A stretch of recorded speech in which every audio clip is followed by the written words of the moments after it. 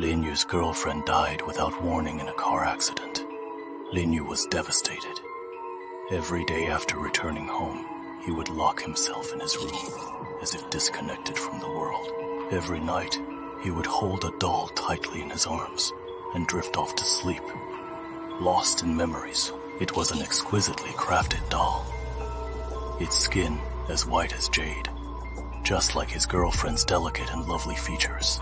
It was a gift from her, a doll she had repeatedly told him to take good care of. It was a unique toy doll made by her aunt's toy company, modeled after her, and Lin Yu had been told that seeing the doll was like seeing herself. So, Lin Yu slept with the doll every night, and each day he would talk to it for a while. Darling, are you doing well in that world? Darling, are you cold? Time heals all wounds, and sorrow will eventually fade with the passing years. 6 months passed in the blink of an eye, and Lin Yu met a new girlfriend, Du Xiaohuan. Initially, Lin Yu didn't like Du Xiaohuan, but her unwavering persistence in love and her selfless devotion deeply moved his long-frozen heart. Finally, one day, Lin Yu formally brought Xiaohuan home to have dinner with his parents. While Du Xiaohuan wasn't exceptionally beautiful, she always wore a bright and friendly smile.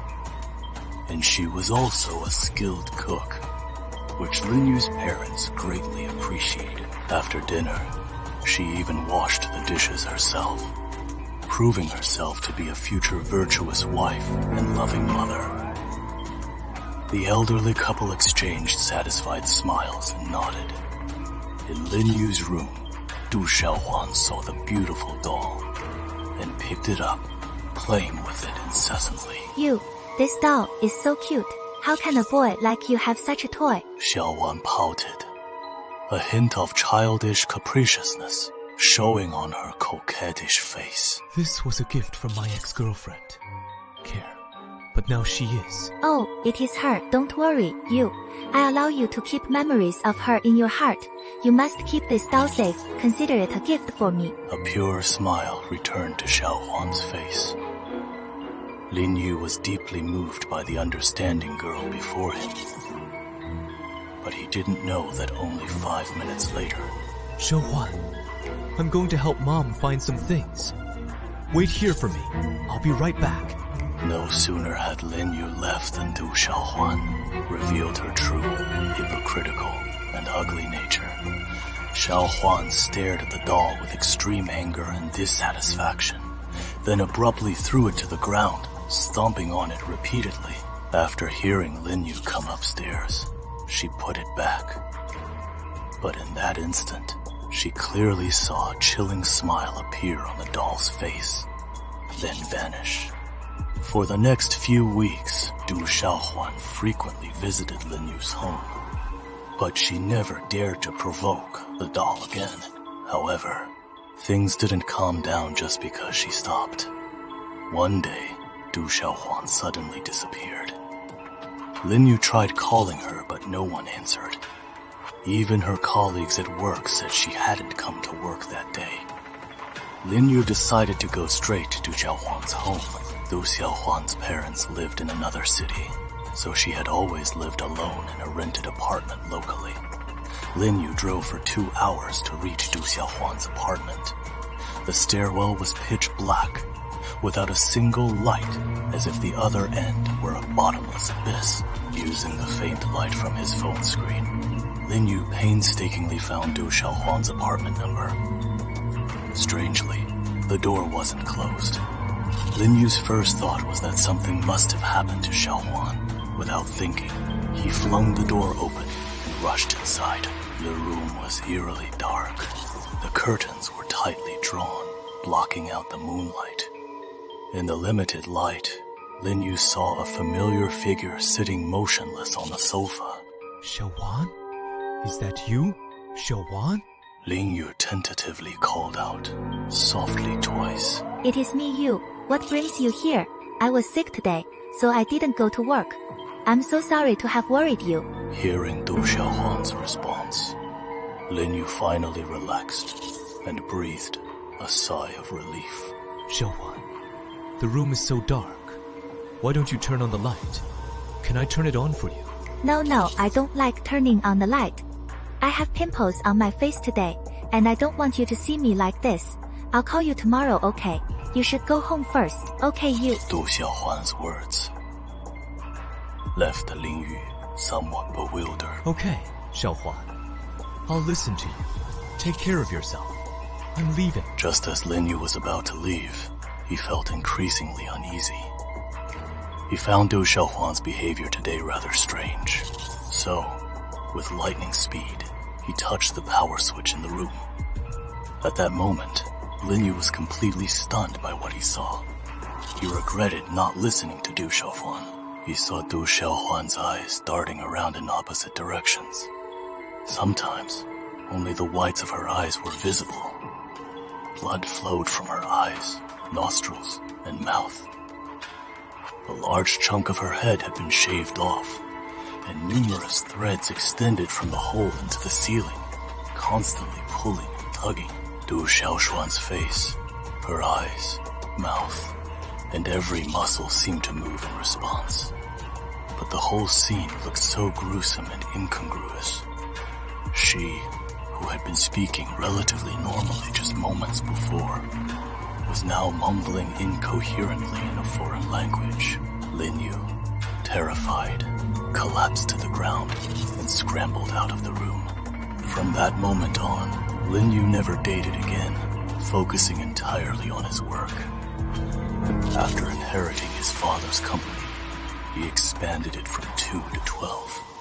Now in his early 30s, his parents constantly urged him to find a girlfriend.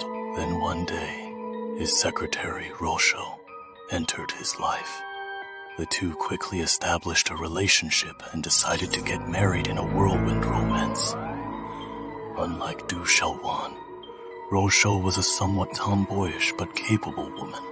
Though seemingly rough around the edges, she was also meticulous. Most importantly, she had a fiery heart, always extending warmth to those in need, and without any pretense. While helping Lin Yu manage the company, she not only secured more new clients, but also helped him uncover many of the company's bad apples. The two hearts finally welcomed their long-awaited day. After a grand wedding, bidding farewell to the pure roses and the blessings of family and friends, the two went to their room. Just as they were about to rest, they heard the sounds of fighting downstairs. Lin Yu and Rushi rushed downstairs and found Lin Yu's parents tied up in a corner. It turned out to be Li Jiang, the company's former financial manager. He held a grudge because Rushou had discovered he had embezzled a large sum of company funds and fired him. Li Jiang, what are you doing? Do you know this is illegal? Release my family. I can pretend none of this happened. Lin Yu shouts at Li Jiang. Li Jiang, you embezzled public funds, and I didn't turn you over to the police. Why are you still doing this? You kicked me out of the company. I built half an empire for your family, spent most of my life making money for you, and you drive nice cars, live in villas. And just because I spent a little money, you kicked me out. Fine, if I don't have a good life, you won't either. Today is your wedding day, and I'll give you a big gift. Li Jiang's words were utterly inhuman. He pulled a gun from his pocket and a can of gasoline, then poured the gasoline on Lin Yu's parents. Director Lin, tell me, is it you who dies or your parents? If you don't want to die, I'll burn them both alive. If you want to die, I can shoot you and your newlywed wife. Lin Yu's hand slowly groped for his phone in his back pocket, hoping to call the police. He didn't expect Li Jiang to know his intentions. Li Jiang's gun was already pointed at him. Ready to pull the trigger, the gun fired, piercing the night sky and breaking the silence of the moonlit night. Ruoshe shielded Lin Yu, the bullet piercing her body. Swear. How are you? Wake up, wake up. Lin Yu kept calling out to his wife, just as Li Jiang was about to shoot Lin Yu again. Suddenly all the lights in the room went out. A long streak of lightning flashed across the night sky, illuminating the doll's face. She should have been in Lin Yu's room, but now, Li Jiang suddenly felt a nameless panic. He felt something stroking the back of his head. Suddenly, when he turned his head, he was astonished to find two bloodless faces reflected in the mirror on the wall. One was his own panicked face, and the other was the face of a woman whose eyes and mouth were bleeding. Li Jiang screamed, his feet involuntarily taking a few steps back. He lost his balance, slipped, and fell backward, his head hitting the corner of the table hard. He lost consciousness. Lin Yu stared wide-eyed at the face he hadn't seen in so long, yet longed for. He walked towards the mirror, looking at Care, his former love. He felt no fear, only boundless tenderness. Care, is that you? Is it really you? Where have you been all this time? Please don't leave me again. Care in the mirror once again became beautiful and charming.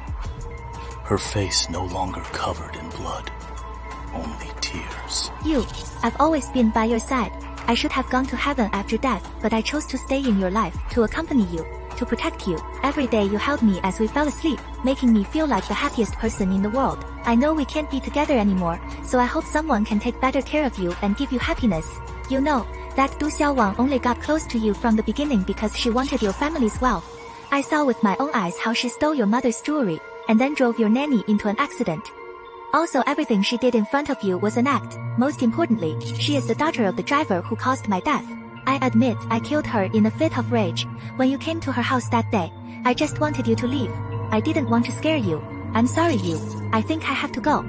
I'm going to a very far place. I can't go back to heaven because God has withdrawn his favor from me. Now, all I can do is gamble my life on your happiness. Care said, tears streaming down her face. In the mirror, Care's face wore a satisfied smile, which slowly faded, and the doll began to burn until it turned to ash. Roshou's wounds were healing, and color returned to her face.